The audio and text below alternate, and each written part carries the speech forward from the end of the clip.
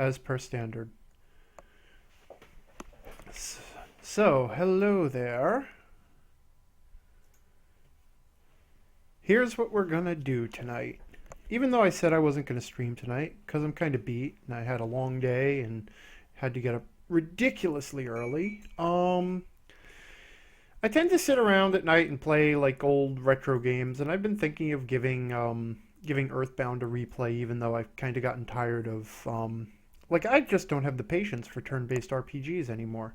But Earthbound is it is, it's one of my favorite games. I won't say it's my favorite game, and I won't even say it's my favorite RPG, but it's one of my favorite games. And it's so charming and so emotional, and it did things that no other game did, and I have such fond memories that I have wanted to show it off, to share it for a long time. And it's one of those games that you just really can't stream. And I'm just booting things up while I talk here. But one of the problems with it is that it is it's a turn-based RPG, and it is entirely text-based, which means everything has to be read, and most of the game is just turn-based battles, because all the really good stuff is in the dialogue. I mean, that's where it really shines, and there's reasons for that, which I might even talk about. So I don't know where this is going to go other than showing off tonight for like an hour and a half or whatever, the beginning of Earthbound. But I do have a solution or two to the turn-based battle problem. And beyond that, if it's interesting, we might do this again, or I might leave it to you to find Earthbound and play it on your own, since you can get it now. You can get it on the Virtual Console, which is great. For a long time you couldn't. So without further adieu means goodbye. Let's check out Earthbound.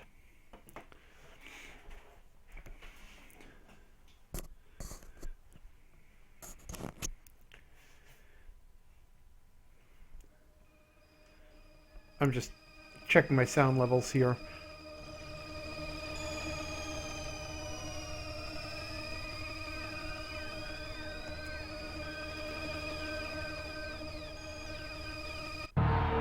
Now, this opening screen is actually really hilarious.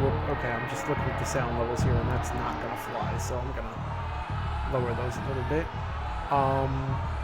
Yeah, so that opening title screen is really not evocative of the game, except for the whole static business, which is sort of a weird foreshadowing for the very end of the game. And then what's more evocative of the game is this little intro sequence here, which sort of shows off the art style and the music of the game really well. Blue Prial is asking, have you played the other games in the series? Absolutely, I have. I've played the Mother 3 fan translation for a bit, and it didn't grab me the same way that Earthbound did, and certainly the first one was neat, but it didn't have the same... Like, there's something specific about Earthbound in the series where I think everything was just on point, but it might also have been... one of the dangers of nostalgia, anything that you have fond memories of, is part of your experience with it has to do with where you were in your life when you experienced it.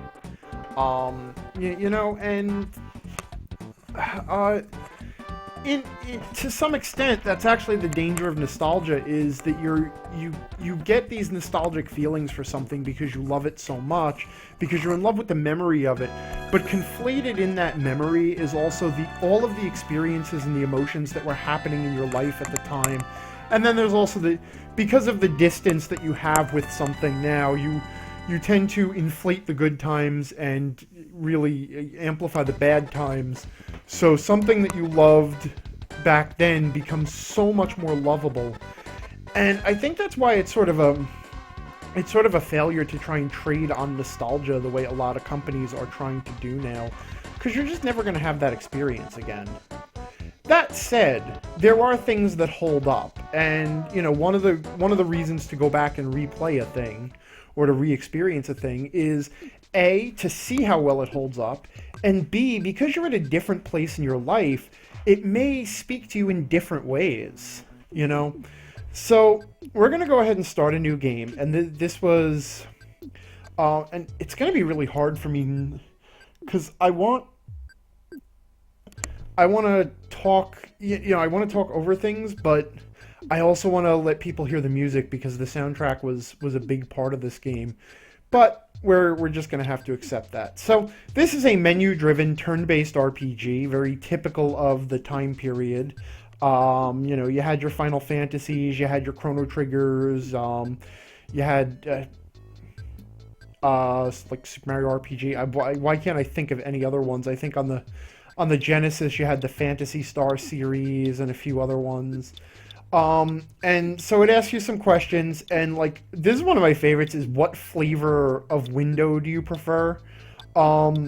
In my life, I don't know what this says about me, but I have always gone back and forth between banana and peanut.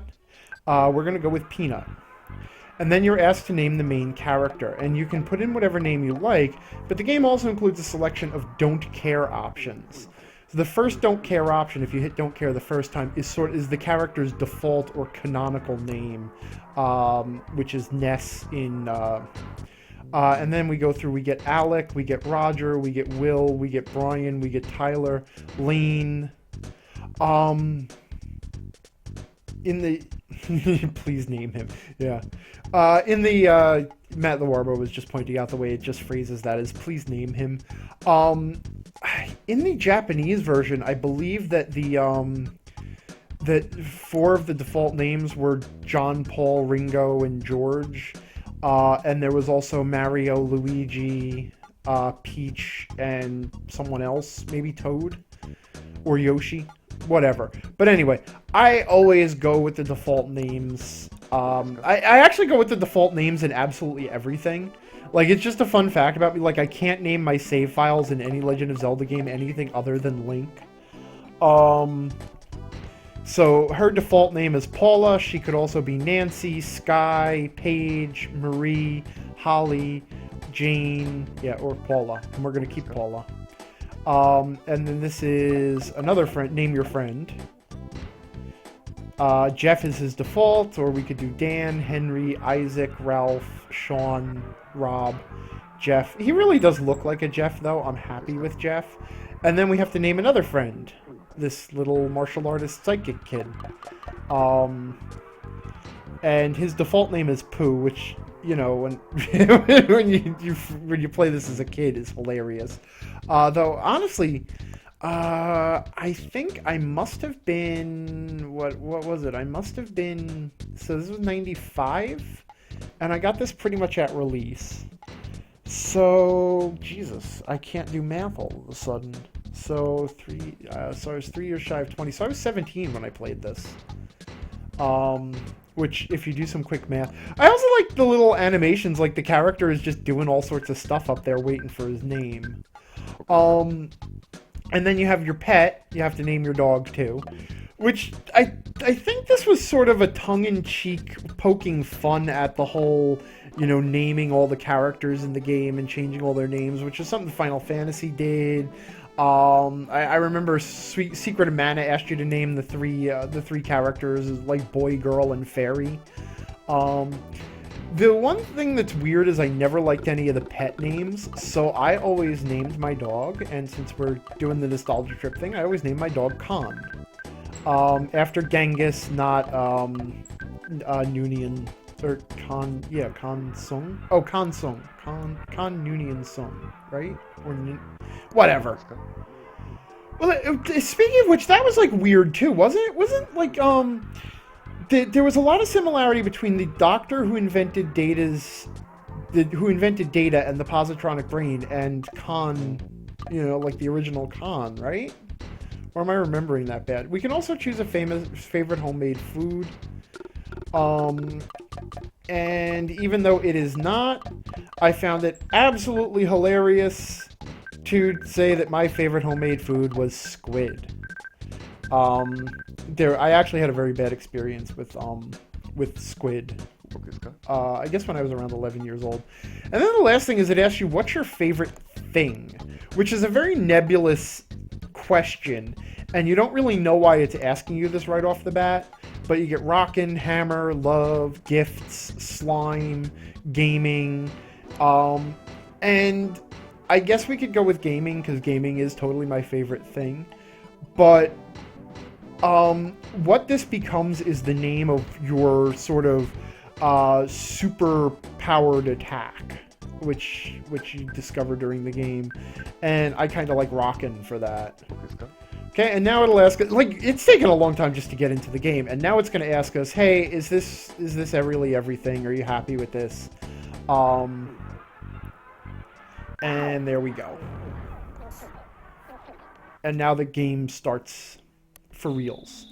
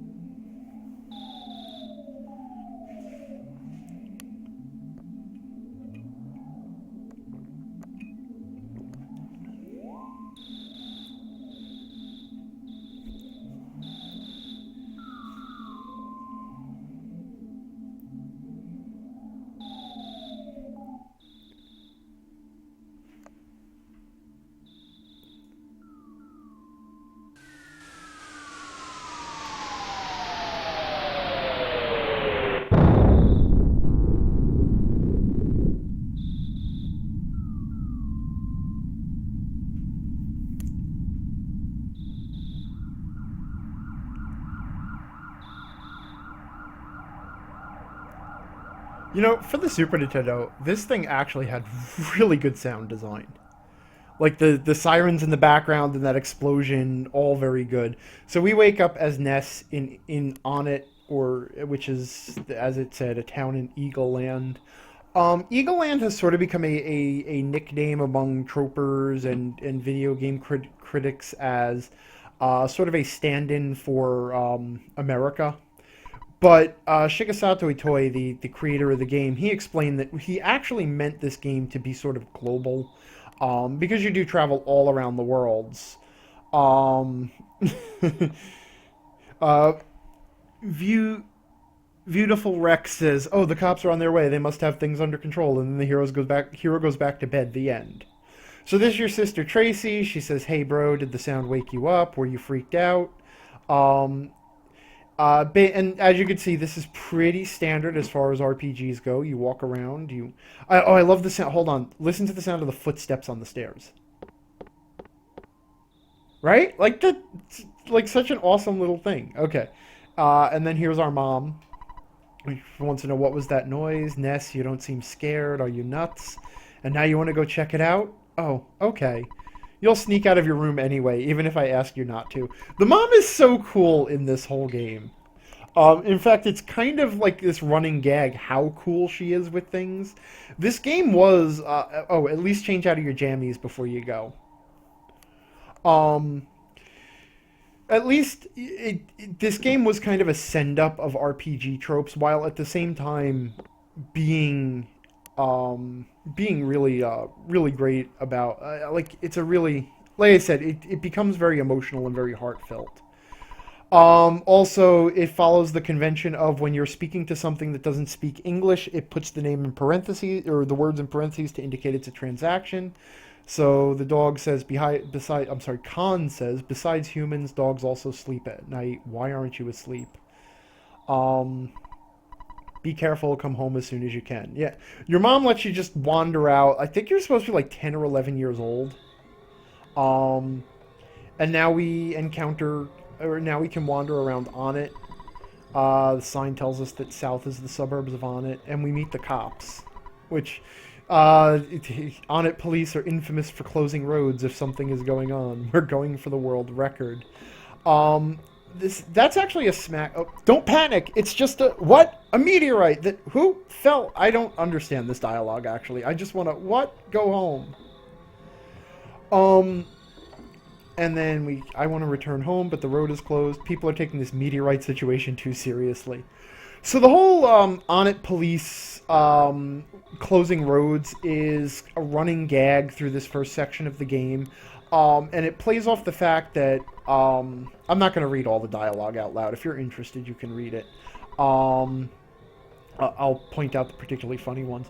But it was kind of a sort of send up. Oh, this is your neighbor's house, the Minches. This is Picky Minch. Him and his brother Pokey live here with their parents. And as you can see, Pokey went out to check out the meteor, told Picky to stay home, and Mom and Dad are out because they went to an elegant restaurant. So we can explore the house, but in sort of like, it's actually kind of weird, but there's really nothing to loot in most of the houses. Like, in most role-playing games, you walk into people's houses so that you can loot the house. Don't you know what time it is? Get your butt home. Pronto. Like I said, the dialogue has this real charm to it. A meteorite has landed. The sharks are running wild in town. The sharks are a local street gang, by the way, if you don't understand that. You kids are wandering around, and I'm hungry. I hate my job. It's dangerous to go to the hilltop. Even if I advise you not to go, it won't stop you, will it? That's also a running theme through the dialogue in the game, is that a lot of the characters in the game say, listen, you shouldn't do this, but I know you're not going to listen. Hey you, don't you know what time it is? Yeah, so, like, it's a send-up of the RPG tropes, and like I was saying, the whole closing roads thing was kind of a send-up of the arbitrary barriers and flags that were very common in role-playing games, where, you know, like, the bridge won't be fixed until you beat Garland or whatever. Wow, that was dated, because I went back to the first Final Fantasy game. But you know what I mean, those sort of switches that block you off from the plot until specific plot things happen. Hey, Ness, hiya, buddy! A meteorite fell down and went boom! It was a real mess for a while. I was fine because I always eat garlic and work out to help make my body stronger. However, the weaker citizens probably fainted. I also want to tell you, whoops, I almost told you about my, by the way, Ness, did you check out my billboard? I wrote the message myself. That's my real job, you know. I'm a billboard guy. Why don't you check out my work? And if we look at the billboard, Treasure Hunter, this is Liar X Agerate's house. The game is also very punny, unapologetically so. That meteorite looks different than usual. It's strange and marvelous, as well as mysterious. Ooh. And then we hit kind of the end of the road here. Nice timing, Ness. Will you do something about Pokey? He's driving me nuts. Are you two friends? And you can actually say yes or no. And either dialogue option, the cop pretty much says, that, yeah, you know, your neighbors though, right? So take care of them. Come on, help me out here, because Pokey is annoying the police officers. And Pokey says, hey, Ness, don't be rubbernecking. You're getting in the cops' oops. I mean, the officer's way. I don't know, is there a thing about not calling an officer a cop? But you can go home now. Tomorrow, I, Pokey, will tell you more about the strange meteorite. I'm fine here, but you're bugging the officers. Haha. And then this guy, if you read it very carefully, so he says, clear out, get out of my way, clear out, get out of my way, clear out, get out of my way, clear out, of way out, get my. Oops, my mistake. I mean, get out of my way. And then finally, could you get out of the way, Pokey? Pokey, now you're in my way. Shh, shh. Shh, shh. And that's all he says. So now we can't proceed any further at this point. I remember the first time I played this, it took me forever to know what to do. Because what you have to do, oh, Beautiful Rex is saying he might just be trying to sound intelligent by not using slang. Yeah, I guess that would fit with the character, right? But at this point, you're supposed to actually just listen to Pokey and go home, which goes against every video game instinct you have. So we just walk back home. A little note about the controls. So you have a menu where you can talk to and examine things. Those are your two different options for interacting with the world. You have an item screen, and right now we have our ATM card and a bread roll. You can equip equipment, and you can check on Ness's status. We can see he's level 1 right now. Pretty standard RPG stuff.